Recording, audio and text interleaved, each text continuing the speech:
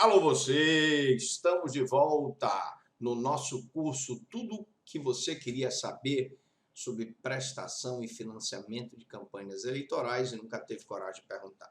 Mas vamos lá, vamos continuar o nosso curso falando sobre os prazos. Nas aulas passadas nós falamos das representações e claro, você representação por poder, uso do poder econômico, uso do poder administrativo, excesso de recursos eleitorais, né? Também a arrecadação ilícita de recursos, e isso gera, claro, problemas para o candidato. Você está aprendendo aqui, na teoria e na prática, como fazer essas petições. E eu mostro para vocês aqui os prazos.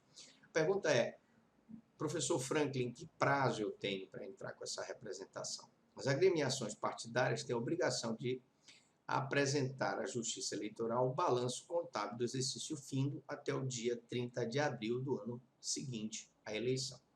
Nós tínhamos uma obrigação em que o partido ele tem que fazer essa prestação de contas até o dia 30 de abril do ano seguinte à eleição. Então, nós estamos em 2020, eleição de 2020, que vai ser dia 15 de novembro, o primeiro turno, e até o dia 30 de abril de 2021, eu tenho que fazer essa prestação de contas.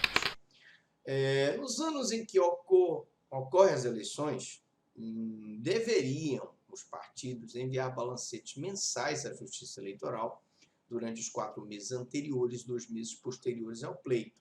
Mas essa obrigação foi revogada pela Lei 13.165 de 2015. Então, professor Franklin, os partidos políticos não têm mais obrigação de enviar esses balancetes mensais à Justiça Eleitoral? Não. Eles só estão obrigados a mandar a prestação de contas no dia 30 de abril. Bom, e evidentemente que quem vai fazer, quem vai ter a competência para apreciar essa prestação de contas vai ser o TSE, quando representadas pelos órgãos nacionais, então partido de âmbito nacional, o órgão nacional vai mandar para o Tribunal Superior Eleitoral.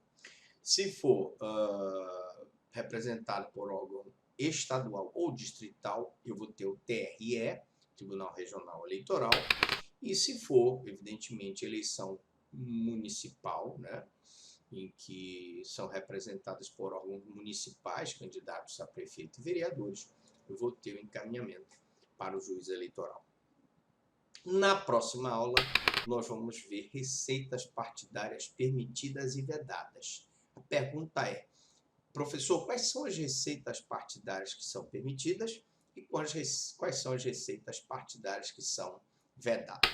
E agora, como eu prometi, toda aula a gente olha um modelinho de representação.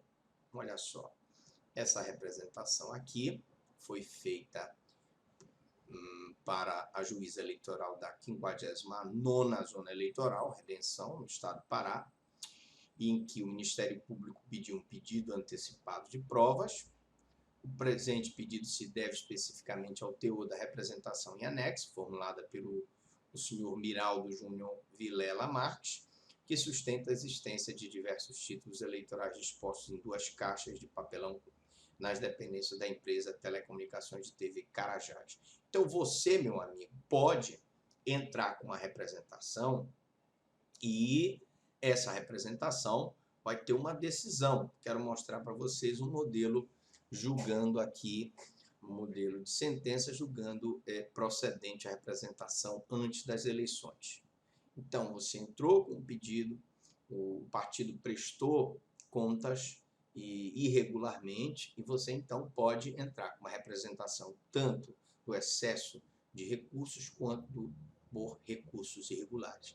E que eu tenho um modelinho que diz o seguinte: vistos, etc. Fulano de tal, já qualificado nos autos, interpôs recurso ao juiz eleitoral da 48ª Zona, uma representação objetivando a instauração de investigação judicial eleitoral contra o cicrano de tal, também já qualificado na forma da lei complementar tal.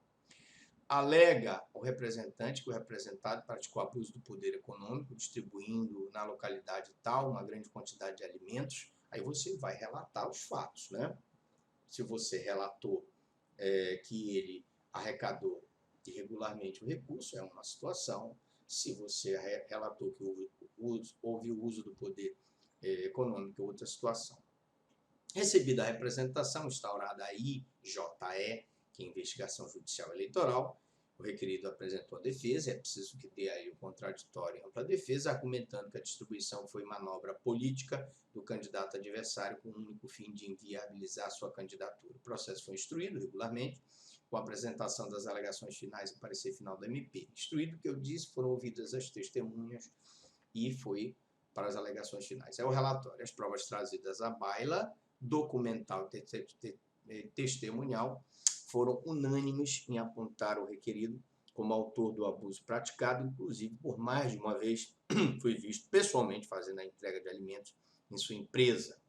Outro sim, foram apreendidos vários sacos plásticos de 100 litros com dizeres "vote em Cicrano para vereador", com a foto pintada em nítida campanha eleitoral. Veja que eu estou explicando para aqui, mostrei o modelo lá de busca e apreensão, agora eu já estou mostrando aqui a sentença, porque você, meu amigo, pode ser que você precise fazer uma representação eleitoral e aqui o juiz vai decidir assim, por entender que ocorreu abuso do poder econômico, descrito na exordial, julgo procedente a representação, cassando o registro de candidatura de ciclano de tal, combinando-lhe outro sim a sanção de inelegibilidade para as eleições que se realizarem nos 3 anos subsequentes, na forma do artigo 22, inciso 14 da Lei Complementar 64/90, e condeno ainda o requerido na forma do artigo 41A da Lei 9.504,